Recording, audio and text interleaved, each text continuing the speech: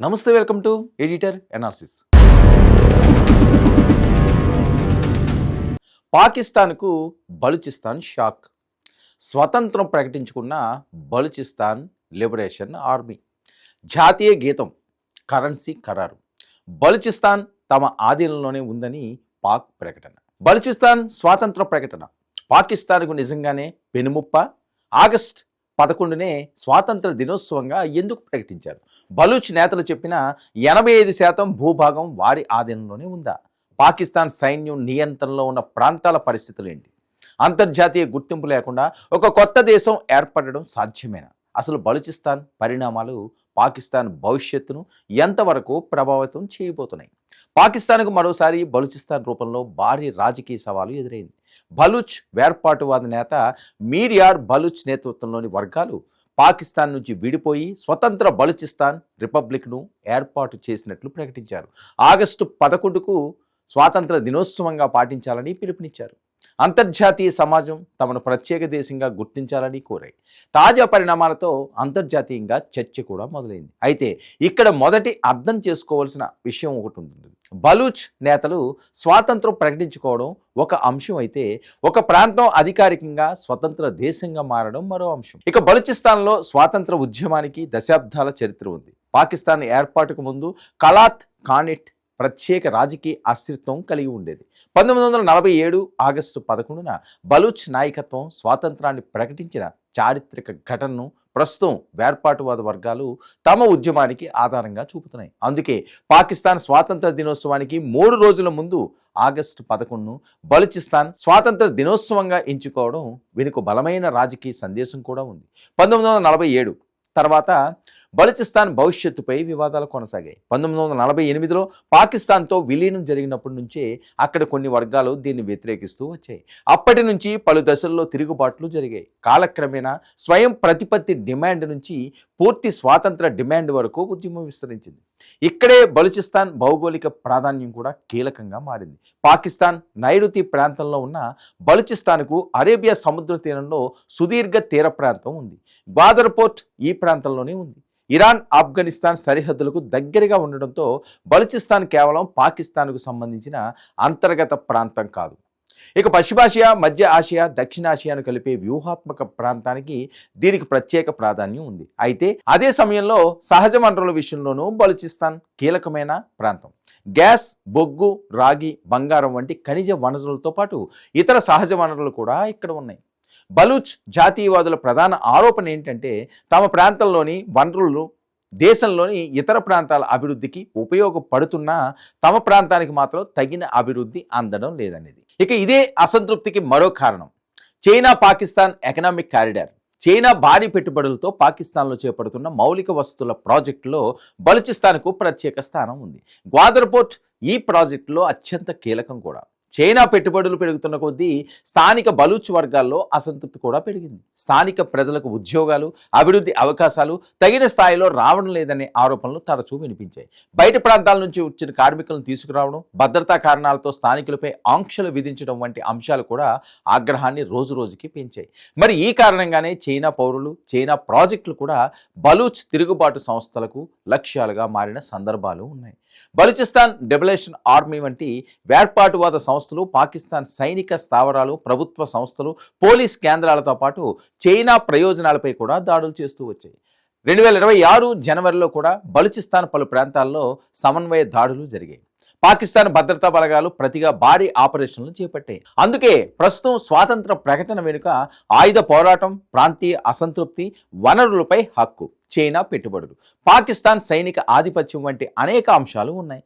గతంలో కూడా బలూచిస్తాన్లో తిరుగుబాటు సంస్థలు విస్తృత ప్రాంతాలపై ప్రభావం ఉన్నట్లు కనిపించాయి. మరోవైపు పాకిస్తాన్ ప్రభుత్వం మాత్రం బలూచిస్తాన్ తమ నియంత్రణలోనే ఉందని చెబుతుంది. ఇదే సమయంలో ఆగస్టు 11న బలూచ్ స్వాతంత్ర దినోత్సవ కార్యక్రమాలను అడ్డుకునేందుకు పాకిస్తాన్ భద్రతా చర్యలు చేపట్టినట్లు బలూచ్ వర్గాలు ఆరోపించాయి. కొన్ని ప్రాంతాల్లో ఇంటర్నెట్, మొబైల్ సేవలపై ఆంక్షలు విధించినట్లు కూడా వార్తలు వచ్చాయి. క్వెట్టా, కలాత్, కుజ్దార్ వంటి ప్రాంతాల్లో భద్రత పెంచినట్లు బలూచ్ వర్గాలు పేర్కొన్నాయి. మరో ఆసక్తికరమైన అంశం ఏంటంటే బలూచ్ నాయకత్వం కేవలం స్వాతంత్ర ప్రకటనతో ఆగకుండా ఒక దేశానికి అవసరమైన వ్యవస్థల గురించి కూడా మాట్లాడుతుంది. పాస్పోర్టులు, కరెన్సీ, విదేశాంగ విధానం, రక్షణ వ్యవస్థ, దౌత్య సంబంధాలు, వాణిజ్య వ్యవస్థ ఏర్పాటు చేస్తామని ప్రకటిస్తుంది.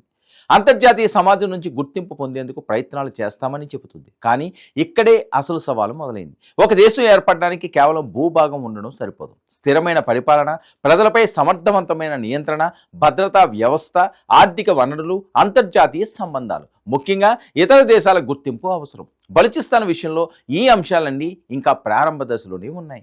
అంతర్జాతీయ గుర్తింపు విషయంలో పరిస్థితి మరింత క్లిష్టంగా ఉంది.